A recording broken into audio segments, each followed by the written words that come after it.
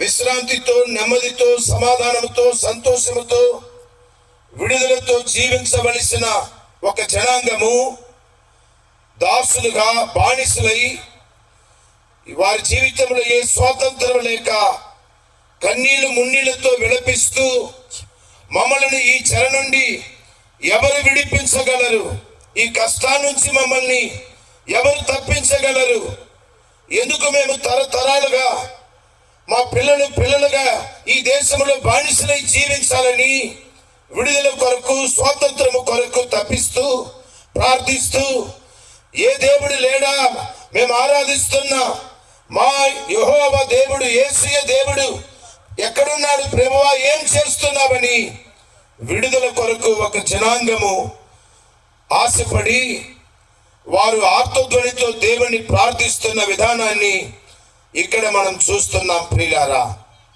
దేవుని ప్రజలు, దేవుడు తన ప్రజలను ఆశీర్వాదంగా సృష్టించాడు.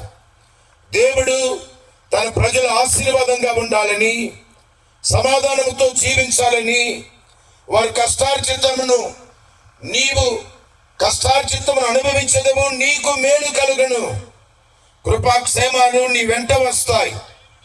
నీవు సంపాదించిన సంపాదన చిల్లు సంచిలో వేసినట్లుగా ఉండకూడదు.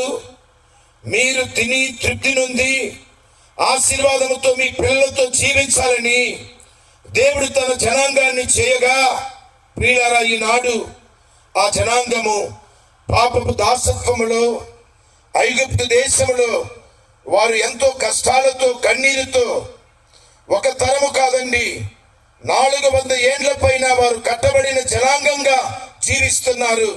ఎవరు విడిపిస్తారని వారు కోరుతూ ఉన్నారు. దేవుని ప్రజలారా, అప్పుడే వారి ప్రార్థన విని మమ్మల్ని విడిపించాలని మూల్గులతో, కన్నీరుతో ఆ ప్రజలు ప్రార్థించగా, ఆ ప్రార్థనకు జవాబుగా దేవుడు మోసే అని ఒక వ్యక్తిని దేవుడు పైకి లేపాడు.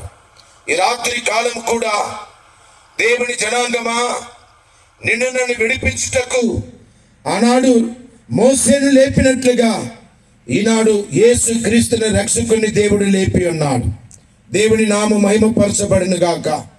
మోసేను దేవుడు లేపి, ఇదిగో వారి ప్రార్థన నేను విన్నాను, ఫలానా ఊరిలో, ఫలానా గ్రామంలో, ఫలానా చోట ఒక జనాంగము విడుదల కొరకు ప్రార్థిస్తున్నారు, విడుదల కావాలని కోరుకుంటున్నారు, వారి శాపాలు మారాలని కోరుకుంటున్నారు, వారి బ్రతుకులు మారాలని, వారి కష్టాలు తొలగిపోవాలని, మేము విడుదల పొందాలి, ఈ దాసత్వంలో నుండి, బానిసత్వంలో నుండి విడిపించబడి స్వతంత్రులుగా జీవించాలని కోరుకుంటున్నారు అని పరలోకమందున్న దేవుడు వారి ప్రార్థన ఆలకించి ఒక వ్యక్తిని దేవుడు పైకి లేపాడండి. అతని పేరు మోసే అని బైబిల్ గ్రంథంలో మనం చూస్తున్నాం.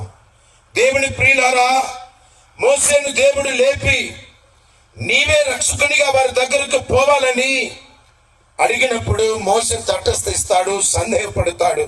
ప్రభువా, నేనా? వారు ఎంత బలమైన, వారిని అదుపులో పెట్టిన లేక బానిసత్వములో నడిపిస్తున్న ఐగుప్తీయులు ఎంత బలిష్టమైన వారు, ఎంత క్రూరులు, ఎంత సైన్యము, గుర్రాలు, రౌతులు, రథాలు వారి దగ్గర ఉన్నాయి.